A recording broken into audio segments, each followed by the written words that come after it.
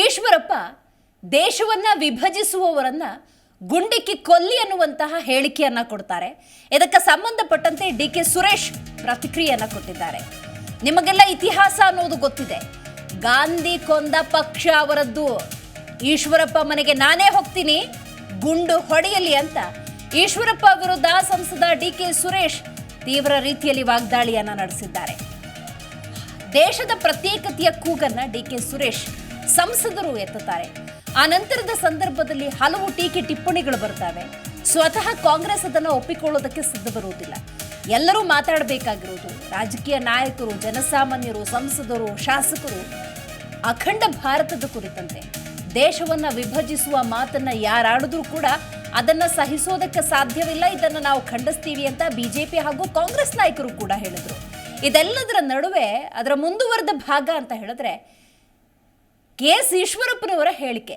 ಈಶ್ವರಪ್ಪನವರು ದೇಶವನ್ನ ವಿಭಜಿಸೋರನ್ನ ಗುಂಡಿಕ್ಕಿ ಕೊಲ್ಲಬೇಕು ಅಂತ ಹೇಳ್ತಾರೆ. ಸೊ ಡಿ.ಕೆ. ಸುರೇಶ್ ಅವರನ್ನ ಗುರಿಯಾಗಿಟ್ಟುಕೊಂಡು ಈ ಸ್ಟೇಟ್ಮೆಂಟನ್ನು ಕೊಟ್ಟಿದ್ದೇ ತಡ ಡಿ.ಕೆ. ಸುರೇಶ್ ಕೂಡ ಈಗ ಪ್ರತಿಕ್ರಿಯೆಯನ್ನು ಕೊಟ್ಟಿದ್ದಾರೆ. ನಿಮಗೆಲ್ಲ ಇತಿಹಾಸ ಅನ್ನೋದು ಗೊತ್ತಿದೆ. ಗಾಂಧಿ ಕೊಂದಂತಹ ಪಕ್ಷ ಅವರದ್ದು. ಈಶ್ವರಪ್ಪ ಮನೆಗೆ ನಾನೇ ಹೋಗ್ತೀನಿ, ಗುಂಡು ಹೊಡೆಯಲಿ ಅಂತ ಈಶ್ವರಪ್ಪ ಹೇಳಿಕೆಗೆ ಸಂಬಂಧಪಟ್ಟಂತೆ ಡಿ.ಕೆ. ಸುರೇಶ್ ಪ್ರತಿಕ್ರಿಯೆಯನ್ನು ಕೊಟ್ಟಿದ್ದಾರೆ. ಪಕ್ಷದಲ್ಲಿ ಅವರನ್ನು ಮೂಲೆ ಗುಂಪು ಮಾಡಲಾಗಿದೆ, ಅದಕ್ಕೆ ಗಮನ ಸೆಳೆಯೋದಕ್ಕೆ ಈ ರೀತಿಯ ಸ್ಟೇಟ್ಮೆಂಟನ್ನು ಕೊಡ್ತಿದ್ದಾರೆ ಅಷ್ಟೇ ಅನ್ನೋದು ಡಿ.ಕೆ. ಸುರೇಶ್ ಅವರ ಮಾತು.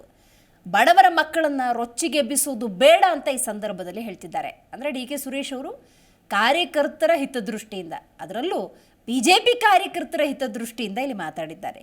ಹೇಳಿಕೆ ಮೂಲಕ ರೊಚ್ಚಿಗೆಬ್ಬಿಸೋದು ಬೇಡ ಅಂತ ಕೂಡ ಹೇಳಿದ್ದಾರೆ. ಅವರೇ ಆ ಕೆಲಸ ಮಾಡಲಿ, ಅಂದರೆ ಈಶ್ವರಪ್ಪ ಮನೆಗೆ ಹೋಗಲಿ, ಗುಂಡಿಕ್ಕೆ ಹೋದಾದರೆ ನೇರವಾಗಿ ಗುಂಡು ಹೊಡಿಲಿ ಅಂತ ಡಿ.ಕೆ. ಸುರೇಶ್ ಹೇಳಿದ್ದಾರೆ.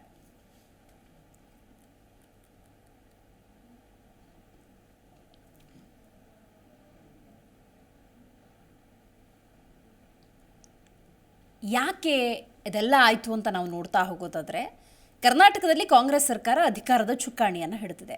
ಕೇಂದ್ರದಲ್ಲಿ ಬಿಜೆಪಿ ಸರ್ಕಾರ ಇದೆ.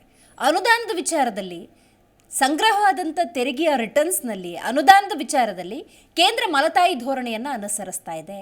ಸಕಾಲಕ್ಕೆ ಬೇಕಾದಂತಹ ಅನುದಾನ ಅನ್ನೋದು ನಮಗೆ ಸಿಗ್ತಾ ಇಲ್ಲ. ಇವತ್ತು ಏನೇ ಮಾಡಬೇಕು ಅಂತ ಹೇಳಿದ್ರು ಹೋರಾಟ ಮಾಡಿ ಪಡೆದುಕೊಳ್ಬೇಕಾದಂತಹ ಸ್ಥಿತಿ ಎದುರಾಗಿದೆ ಅಂತ ಹೇಳಿ ಸಿದ್ದರಾಮಯ್ಯ ನೇತೃತ್ವದಲ್ಲಿ ಕನ್ನಡಿಗರ ಹೋರಾಟ ಅಂತ ಜಂತರ್ ಮಂತರ್ನಲ್ಲಿ ಹೋರಾಟವನ್ನು ಮಾಡಲಾಗುತ್ತೆ. ಕಳೆದ ಹಲವಾರು ಬಾರಿ ಸಿದ್ದರಾಮಯ್ಯನವರು ಅನುದಾನದ ವಿಚಾರದಲ್ಲಿ ಆಗ್ತಿರುವಂಥ ತಾರತಮ್ಯವನ್ನು ಧ್ವನಿ ಎತ್ತುತ್ತಾರೆ. ಸೊ ಸಂಸದರಾಗಿ ಡಿ.ಕೆ. ಸುರೇಶ್ ಅವರು ಕೊಟ್ಟಂತಹ ಸ್ಟೇಟ್ಮೆಂಟ್ ಈಶ್ವರಪ್ಪನವರ ಗುಂಡಿಕ್ಕಬೇಕು ಅನ್ನುವಂತಹ ಸ್ಟೇಟ್ಮೆಂಟ್ವರೆಗೂ ಬಂದು ನಿಂತಿದೆ. ಜಿ ಕನ್ನಡ ನ್ಯೂಸ್ ಈಗ ನಿಮ್ಮ ಮನೆಯಲ್ಲೇ ನೋಡಿ. ಎಲ್ಲ ಕೇಬಲ್ಗಳಲ್ಲಿ ಈಗ ಲಭ್ಯ.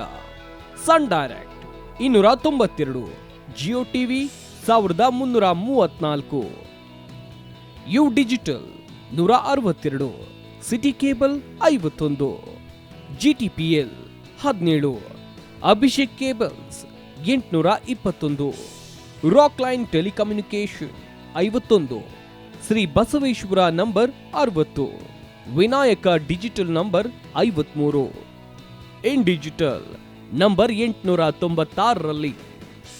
ನಿಮ್ಮಿಸ್ತದ ಜಿ ಕನ್ನಡ ನ್ಯೂಸ್ ನೋಡಿ ಆನಂದಿಸಿ.